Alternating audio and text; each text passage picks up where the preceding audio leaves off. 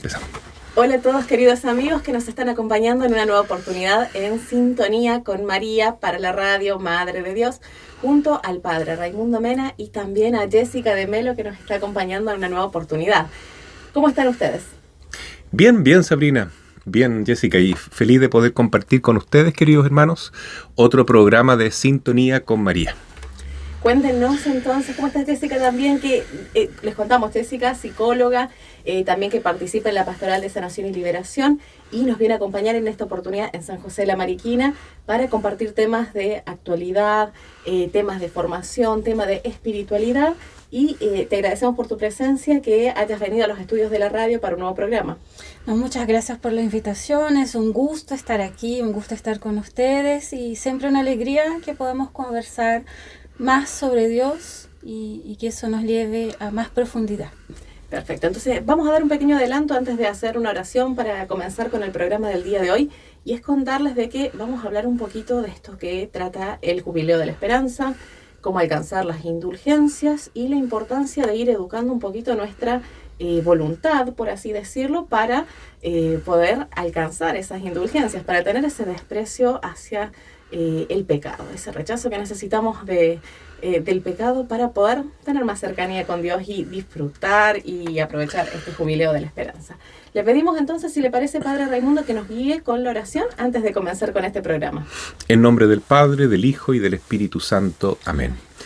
Te damos gracias, Padre Eterno, por este momento de encuentro en familia, porque la Iglesia es una familia, somos los hermanos en Cristo que nos reunimos para meditar tu palabra, también para reflexionarla, y para que esto sea de provecho te suplicamos que nos regales, por medio de tu Hijo Jesucristo, los 7 dones del Santo Espíritu, que nuestra Madre María nos acompañe y que San José nos vaya inspirando en todo lo que hablemos para el provecho, especialmente de quienes escuchan Radio Madre de Dios y los que ven este programa por las redes sociales en diferido. En nombre del Padre, del Hijo y del Espíritu Santo. Amén. Amén. Muchas gracias, Padre. Entonces comencemos un poquito contándole a la gente qué es lo que es esto del Jubileo de la Esperanza, qué son las indulgencias también, a ver si les podemos empezar a contar un poquito de esto. Bueno, primero que el año del jubileo es un año de alegría, porque la palabra jubileo viene de júbilo, que significa gozo, que significa estar celebrando algo que realmente nos llena de alegría, porque en el fondo es una gran liberación, vernos libres de muchas ataduras, de muchas prisiones, de muchos cargos y deudas que teníamos pendientes, y que el Señor, con toda indulgencia, que es una palabra importante en este año, hoy día nos quiere tratar con ese perdón, con ese amor, con esa acogida, ¿no? Sin mirar si es justo o no que paguemos tanto por nuestros pecados. Simplemente Él como que hace un gran perdonazo, y por eso se llama año de jubileo. Esto estaba muy presente en la época de los judíos del Antiguo Testamento, en que en su ley ellos contaban con un año de jubileo cada 7 años. Eso significaba que cada 7 años todas las deudas llegaban a cero. Ya no era un perdonazo general. Si había alguien que no podía pagar deudas y tenía que pagar con una actitud de esclavitud, o tenía que someterse como siervo o dar un hijo, una hija en servidumbre a otro patrón porque no podía pagar su deuda, pasaban los 7 años y se acababa eso, ¿no? Todo volvía, ¿no es cierto? Era un reseteo general y todos contentos, ¿no? Es muy bonito pensar que también cada cierto número de años la Iglesia nos regala un gran perdón.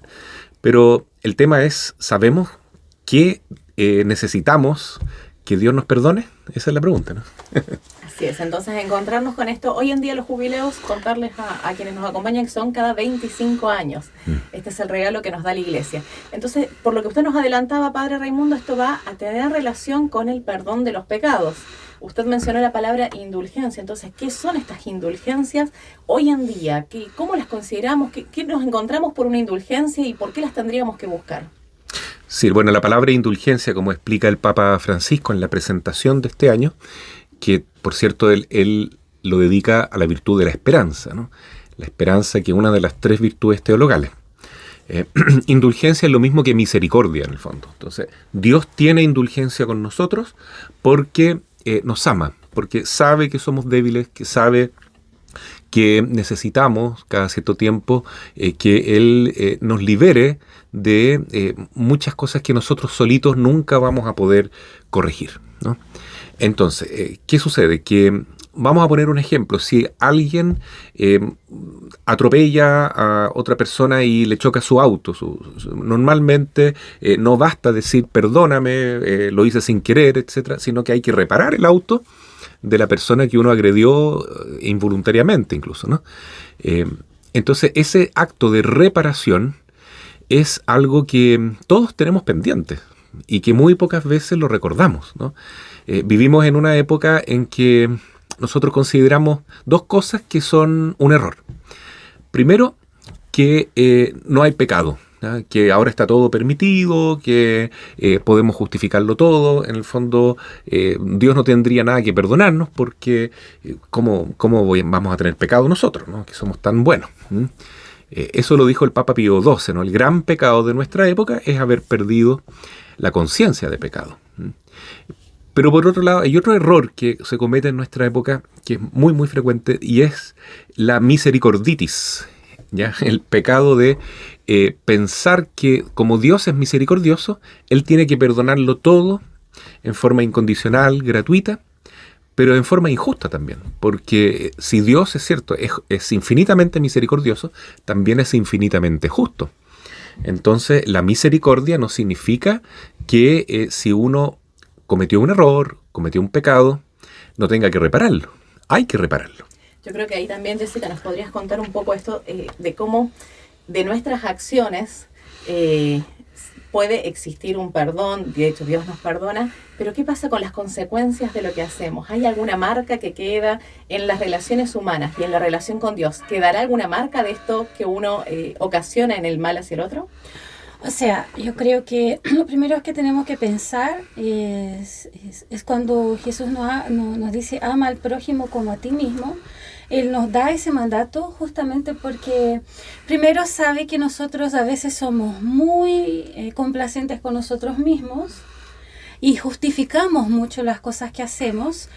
Y nos olvidamos de que también herimos, de que también somos imperfectos. Y yo siempre digo que la pedagogía de Jesús es la mejor que puede haber, porque justamente nos lleva a esa condición de, por ejemplo, como a ti mismo. ¿Y por qué? Porque ese ti mismo te hace pensar también, o debería hacernos pensar en cómo actuamos con el prójimo. Porque sí, es muy difícil. Así, creo que los santos tienen esa virtud de que pasan por una discusión, por un problema, por una relación truncada, y hoy en día cada vez más fácil que las relaciones se trunquen porque estamos justamente en un mundo súper permisivo. Entonces, mis hijos ya no me escuchan porque empiezan otras voces ahí con unos eslogans súper, súper potentes. ¿Y cómo se siente esa mamá? Cuando, por ejemplo, no se siente escuchado por su hijo. Entonces el hijo puede decir, pero no estoy haciendo nada malo. No, en teoría no, pero en la práctica estás dejando ahí una huella de abandono o de aislamiento en esa persona que te dio la vida. Por ejemplo, es un ejemplo muy simple, pero creo que nos llega a todos cuando hablamos de las relaciones familiares. Entonces, no necesariamente yo tengo que gritar o quebrar cosas para generar huellas en el otro. Y hay muchos tipos de violencia, que hablamos de las violencias psicológicas y emocionales, que esas hacen un estrago inmenso y que minan las relaciones. Entonces, es súper importante que nosotros prestemos la atención en cómo nos relacionamos. ¿Será que nuestras relaciones son relaciones donde yo quiero la misericordia solo para mí? ¿O donde yo me pongo en el zapato del otro y puedo tratar de ser misericordioso también? Entonces, por eso la pedagogía de Jesús es encantadora, porque él, cuando nos dice, ame como amas a ti mismo, está diciendo con toda la generosidad y con toda la misericordia que quieres para ti. Así es, y ir descubriendo entonces también, decir esto que en esas relaciones, en ese amor que uno da al otro y el que espera para uno mismo, van quedando heridas cuando el actuar en contra de la misericordia, en contra del amor, el resultado es el pecado. Es, por ejemplo, atentar contra Dios cuando no cumplimos los mandamientos, porque sabemos que ahí uno no solamente hiere al prójimo, se hiere a sí mismo y está hiriendo también a Dios, la relación que tiene.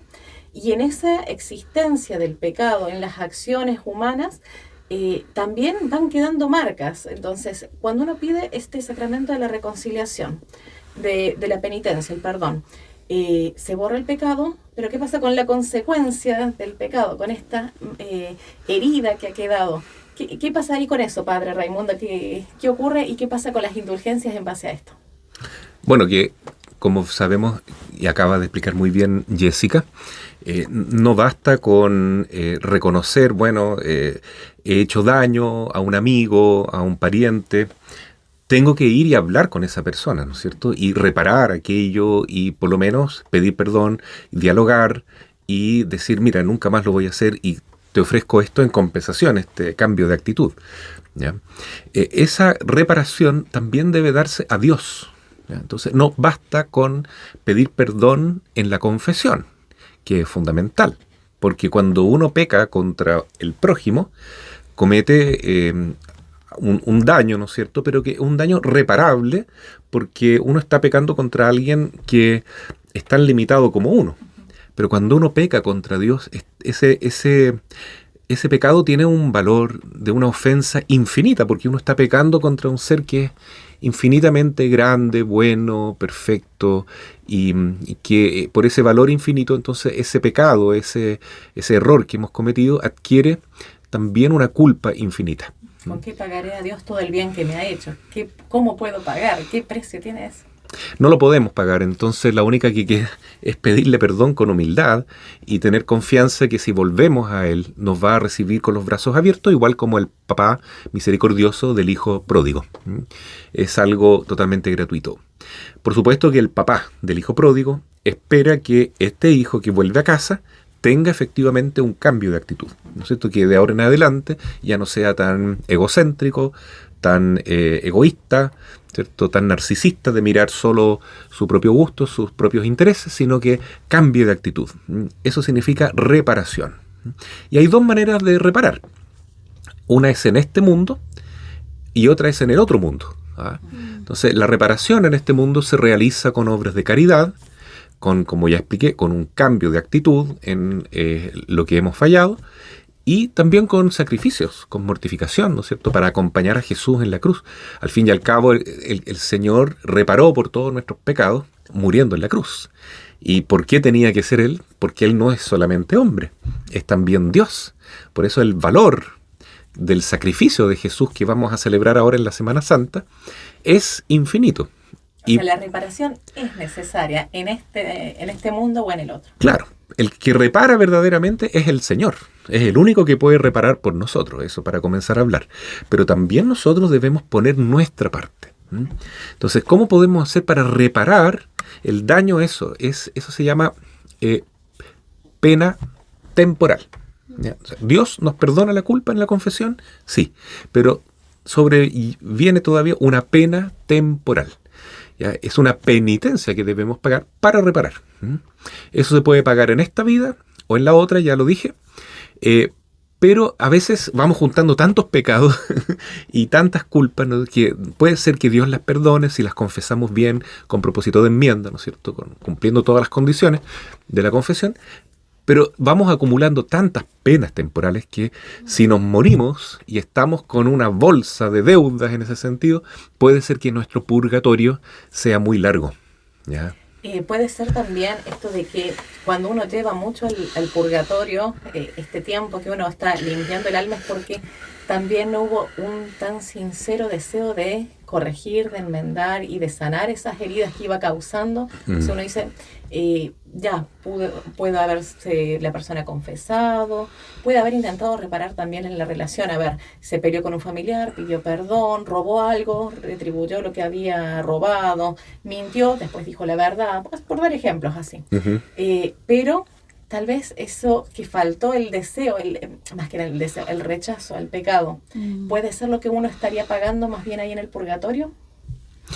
Sí, bueno, ese rechazo al pecado debería estar presente en nosotros desde el momento que pedimos perdón.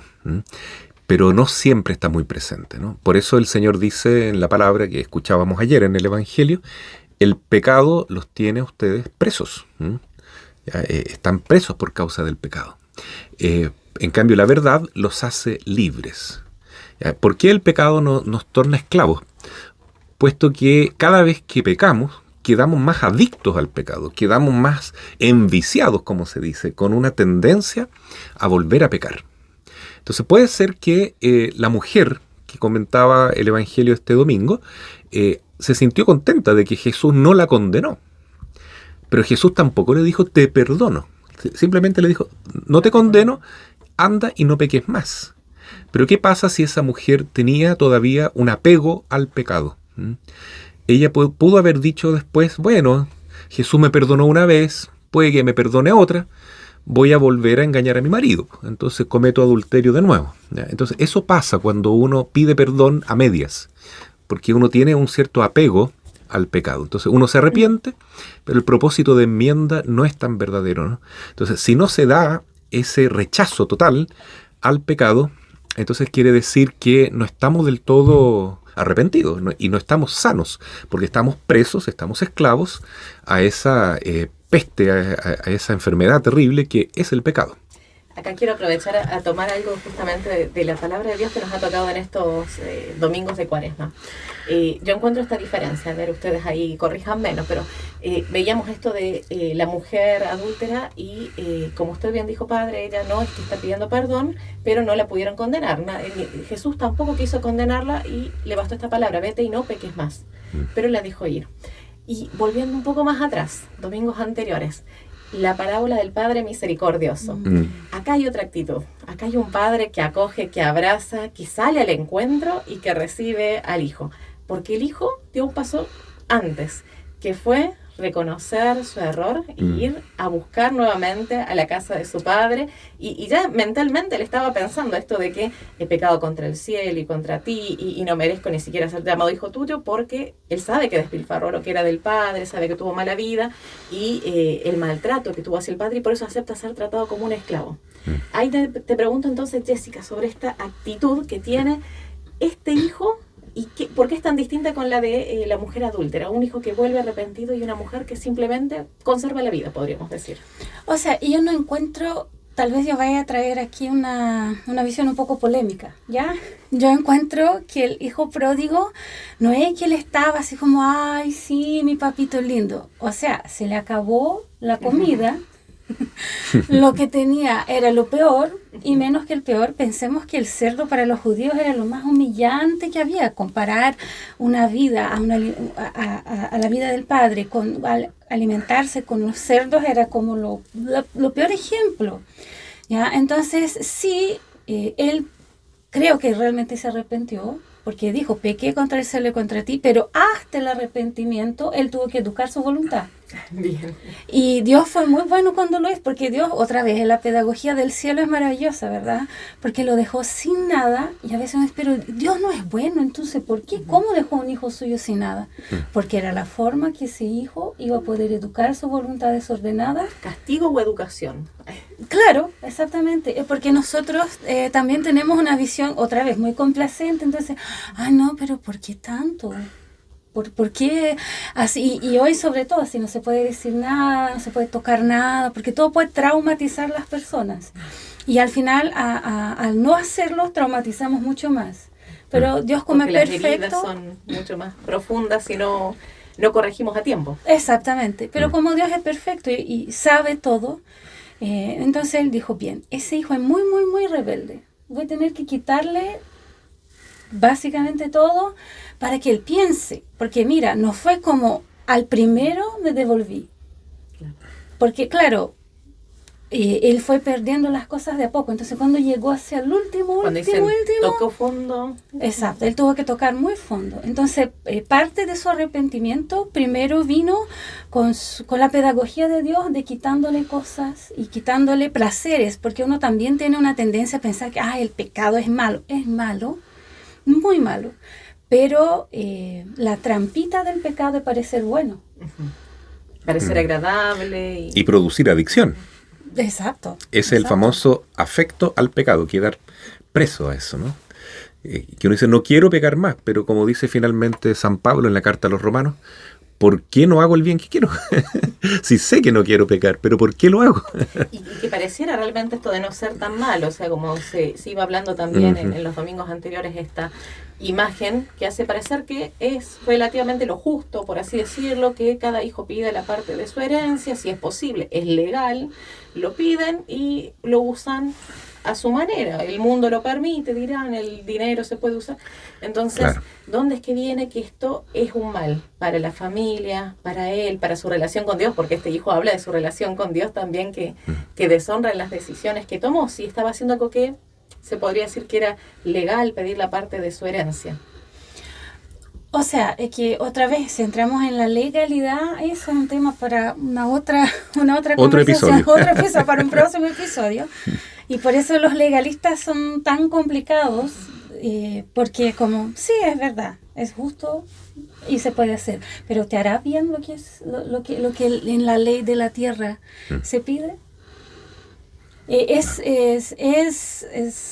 provechoso para tu alma. Entonces, hoy día nosotros vivimos en una sociedad donde ya no se pregunta esas cosas. Al contrario, es una oda al pecado todos los momentos en que vivimos, así la publicidad en la televisión, ¿para qué decir las músicas? Y todo eso es tan normal. Y si el pecado es tan normal, ¿cómo se puede educar esto de que el arrepentimiento también sea algo normal? O que un buen arrepentimiento para conseguir un buen perdón se normaliza. Porque inclusive yo creo que ahí lo podríamos ver hasta en las relaciones humanas. Cuando uno está, perdón, disculpa, pero si no es algo que de verdad se duele y se siente, ¿cómo también uno hasta en las relaciones humanas puede pedir un verdadero perdón, unas verdaderas disculpas, y luego en la relación con Dios cuando uno va a buscar el sacramento también? Bueno, la Iglesia habla ahí del misterio, el misterio de la libertad humana. Es tan misterioso que cada persona va a reaccionar de una manera única y a lo mejor tan sorpresiva. De quien menos esperábamos puede ser que es el que más da, y el que más queríamos que tal vez diera buenos frutos es el que menos da. Y también ahí está el misterio de la iniquidad que habla también la Iglesia, ¿no? ¿Por qué alguien puede elegir seguir pecando, seguir odiando a Dios, ¿no es cierto? Seguir por el camino de la condenación? No se explica, pero somos libres. Lo bonito sí, creo yo, es que aunque el hijo pródigo no sabemos si él va a permanecer en esa actitud de arrepentimiento, ¿no? No tenemos esa certeza. El padre tampoco la tiene. Pero aquí lo que más llama la atención es el amor incondicional del padre. A él no le preocupa, como sí al hermano del hijo pródigo, si mañana va a recaer o no el hijo. A él le preocupa solo que su hijo estaba perdido y ha sido encontrado, estaba muerto y ha resucitado, ha vuelto a casa. Hoy celebramos, hoy nuestro hijo está arrepentido, hoy le demostramos todo el amor del mundo en forma absoluta y gratuita. Y mañana es mañana. Mañana el hijo tendrá que nuevamente depararse frente a su conciencia y decir, ¿seguiré fiel a mi padre o seguiré con mis caprichos? Es un misterio, no lo podemos controlar. Pero sí es que es muy bonito ver que la actitud noble, la naturaleza del padre que representa a Dios es siempre amar, siempre dispuesto a perdonar. Y por eso en este año estamos viviendo un jubileo, porque la misericordia de Dios se derrama en abundancia, mucho más que en otros años. Por eso es un año santo, no porque nosotros seamos santos, no porque lo merezcamos, sino porque es un año en que el Señor derrama sus bendiciones a raudales y quiere perdonarnos mucho más allá de lo que merecemos y de lo que podemos imaginar incluso. Porque si supiéramos realmente lo que es una indulgencia plenaria, que es lo que ofrece el Señor a través de la Iglesia, cada día del año santo podemos ganar una indulgencia plenaria. Imagínense una persona que es condenada a una cárcel por 10.000 años. Ustedes dirán, pero eso es imposible. ¿Cómo una persona va a estar 10.000 años? Si a lo más podré vivir 80. Sí, pero el purgatorio puede durar 10.000 años. Podría durar. Y el purgatorio es una prisión, es una penitenciaría, estamos pagando penitencia. Y es muy doloroso estar ahí. Entonces, un alma que está en el purgatorio que recibe una indulgencia plenaria o parcial, agradece mucho eso. Porque en vez de tener que estar 10.000 años, a lo mejor va a tener que estar solamente 500, o 100, o 50. Se le rebaja la pena. Y nosotros podemos ganar indulgencias y sufragar, ofrecerlas, por las almas de los que están en el purgatorio. O también por el alma nuestra, ¿no? Repasemos estas condiciones para ganar las indulgencias, si le parece, padre, entonces. Sí, para ganar la indulgencia plenaria en este año santo, se requieren cumplir 5 condiciones. La primera es pasar por la puerta santa de un templo jubilar. Ya, en cada diócesis están designados los templos jubilares. Ahora, hay personas que están enfermas, que están postradas, no podrán salir de la casa. Bueno, el Papa Francisco ha dispuesto que también se puede ganar indulgencia plenaria o reemplazar esa condición con un acto de caridad, por ejemplo, ¿ya? Material o espiritual. O asistiendo a una charla de formación católica, de una catequesis, por ejemplo. Ya cumplió la condición. ¿Ya? O yendo a un acto de manifestación a favor de la vida o de la familia. Entonces ya, esa es la primera condición. La segunda es rezar por el Papa, por las intenciones del Papa. Un Padre Nuestro, un Ave María y ojalá un credo. Dos condiciones. La tercera es comulgar. Ya, para ganar la indulgencia plenaria, ese día debo comulgar. La cuarta es confesarme. No es necesario que sea el mismo día. Puede ser 8 días antes o 8 días después. Algunos teólogos, 20 y antes o 20 después, para darle... La idea es que uno tiene que estar en gracia de Dios para ganar la indulgencia plenaria. El problema es la quinta condición, que es la más difícil y la menos conocida. Para ganar la indulgencia plenaria, yo necesito tener un desapego total al pecado. Debo decir igual que que el discípulo de San Juan Bosco, ¿cómo se llama el pequeñito? Domingo Sabio, muy bien. Discípulo de Juan Bosco, decía Dominguito, 1000 veces morir antes que pecar. O sea, rechazo el pecado. No es que pequé y, bueno, me arrepiento, me confieso, pero si la otra semana peco de nuevo, ¿qué más da? Me volveré a confesar, ¿no? Esa actitud significa que no estoy desapegado al pecado, estoy atado al pecado, ¿no? Estoy enviciado en el fondo, ¿no? ¿Cómo dejar ese vicio, esa atadura maligna? ¿Ya? Si no estoy desatado, si tengo un afecto, un apego desordenado a ese pecado, o a varios pecados, o a un vicio, entonces no podré ganar la indulgencia plenaria, lamentablemente. Puedo ganar sí una indulgencia parcial, pero no plenaria. ¿Cuántas gracias da esa última condición, la que usted dice, padre, que es la más difícil, pero qué necesaria es para la vida del cristiano? Porque si pensamos en las demás condiciones, la puerta santa... Son más fáciles, ¿no? Son más objetivas. Más objetivas, pero por ejemplo, uno dice para recibir la comunión, para hacer oración por el Papa, para recibir el sacramento de la penitencia. Si uno no tiene este rechazo verdadero, sincero, real hacia el pecado. Entonces, ¿qué también está haciendo lo demás? ¿Cuánto fruto puede dar el resto? Si yo hago una obra de caridad, y tengo tanto amor propio que no rechazo el pecado, ¿qué tan fructífera va a ser esa obra de caridad? Está bien manchada ya. Bastante manchada. Si yo voy a comulgar, porque me confesé, pero no tengo un rechazo sincero al pecado. Si yo me voy a confesar, de hecho, y mi arrepentimiento, mi rechazo hacia el pecado... O voy a confesar a todos menos a mí. También hablo de todo, menos de mí. Y uno no confiesa el propio pecado porque no está tan dolido de eso, no está dolido ni siquiera, claro, para poder realmente hacer que dé frutos esa confesión. Entonces, ¿qué tanto sirve si no llegamos a este punto del rechazo sincero y real al pecado? ¿Es algo que se educa? ¿Es algo que se tiene naturalmente? ¿Cómo surge esto de vivir realmente el rechazo hacia el pecado? O sea, naturalmente nosotros tenemos una inclinación al pecado, es al contrario. Entonces, desde el principio tenemos que tener muy claro que es una lucha bastante desigual, justamente en el sentido de que si nosotros no estamos amando a Dios, entonces aquí va otra cosa. ¿Cómo es mi amor a Dios? ¿Ya? Porque yo tengo que aprender a rechazar el pecado no solo porque me hace daño, sino porque yo amo a Dios. Ni siquiera por miedo al infierno, como dice la oración de Santa Teresa. Por amor a Dios, por amor a Jesús, pensar, mirar a esa cruz.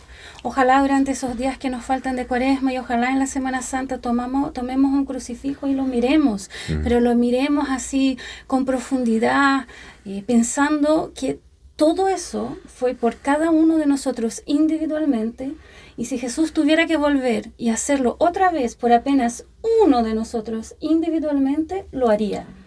Entonces, eso debería ser lo suficiente para rechazar el pecado. Pero estamos en un ambiente ultra contaminado y nuestra voluntad no es esas cosas. Pues como yo digo, no voy a comer chocolate, pero miro un chocolate, huelo el chocolate y cuando vi, ya está aquí. Entonces existe un proceso de autoeducación, ustedes saben cómo me gusta esta palabra, autoeducación, de que es como parar realmente así y ser muy consciente de nuestros defectos. Y nos cuesta, porque otra vez somos así como, pero no es tan terrible. Siempre encontramos justificativas para nuestras actitudes. Entonces es como reflexionar al respecto de quién soy yo de verdad, cuando nadie me está viendo. Un día escuché una frase que me gustó mucho. ¿Quién es usted cuando no está con Dios? O sea, cuando yo no estoy en la parroquia, cuando yo no estoy en la misa, ¿quién soy yo? Entonces, si miro para mí, cuando estoy un poquito más, ni mucho más lejos de Dios, pero un poquito más lejos de Dios, yo voy a entender, no, tengo que ser más firme conmigo mismo y tengo que conocerme para poder autoeducarme y rechazar. Pero si yo no admito como un defecto, si yo no admito que tengo ahí una enfermedad, no puedo ser sanado. Entonces, un proceso de autoconocimiento muy sincero y de autoeducación también muy sincero. Y va a doler. ¿Ya? Jesús nunca nos dijo aquí vamos con una canastita de picnic por ahí, vamos a pasarla bien y el cielo va a ser siempre azul. No, él nos dijo, toma tu cruz. Acá van a ser todas puertas estrechas, acá vamos a hablar de puertas. O sea, no van a ser puertas anchas, van a ser puertas estrechas, caminos empinados. Cruces. Pero yo quiero destacar dos cosas que acaba de comentar Jessica. Y una es que, claro, no hay que confundir la concupiscencia, que es lo que ella decía como la tendencia que tenemos al pecado, a lo desordenado, ya, que lamentablemente eso estaba en nosotros desde que venimos a este mundo por el pecado original, ¿no? Es una consecuencia. Siempre vamos a tener como esa fuerza de gravedad que nos lleva hacia el mal, hacia el pecado. Lamentablemente no nos podemos liberar de eso hasta que lleguemos al cielo. Pero eso es una cosa, ¿no? Es una condición que tenemos. La otra es si acaso nosotros consentimos con esa tendencia. Si nos gusta el pecado en el fondo, si nos gusta lo que nos ofrece, el gozo momentáneo que nos ofrece este pecado, ¿no? Entonces, eso es lo que hay que evitar para ganar la indulgencia plenaria, ¿no? O sea, finalmente, ¿qué hacemos con nuestra libertad, sí, con nuestra voluntad? Si yo libremente reconozco que tengo esa tendencia al mal, pero la rechazo, no la quiero, la odio, odio el pecado. ¿Por qué? Porque aquí recojo lo segundo que dijo Jessica, que me marcó mucho, ¿no? Esto hay que verlo desde la óptica del amor a Dios, porque más que odio al pecado o miedo al castigo, como comentaban ustedes, está el amor a Dios. Y por eso es tan importante que el Papa Francisco haya puesto la virtud de la esperanza para poder, ¿no es cierto?, darle un colorido y un sentido a este año santo, ¿no? Porque si uno va a buscar en el Catecismo de la Iglesia Católica la definición de la virtud de la esperanza teologal, se resume en una sola palabra, ¿no? El deseo profundo de vivir en el cielo. O sea, es querer estar con Dios. Y eso no se refiere solamente a morirse para ir al cielo, no, es querer vivir el cielo, incluso acá en la tierra. Por eso decimos, venga a nosotros tu reino, hágase tu voluntad aquí como en el cielo. Es querer vivir en esa unión, en esa armonía, en esa gracia constante, en esa comunión con Dios. Eso es lo que yo más deseo, estar contigo, Señor.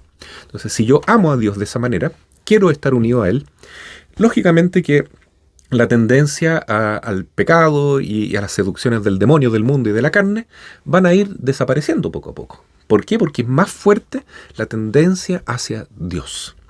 Inclusive hasta el punto de que un alma, o una persona, quiero decir, que no tiene mucho amor a Dios, se nota porque no quiere tanto estar en el cielo. Y como no lo quiere, no lo desea desde lo más profundo, necesita ir al purgatorio precisamente para eso. Esa es otra manera de ver el purgatorio, no solo como un lugar para pagar penitencia por nuestras penas temporales, sino también para aprender a amar el cielo, a desear estar con Dios en el cielo.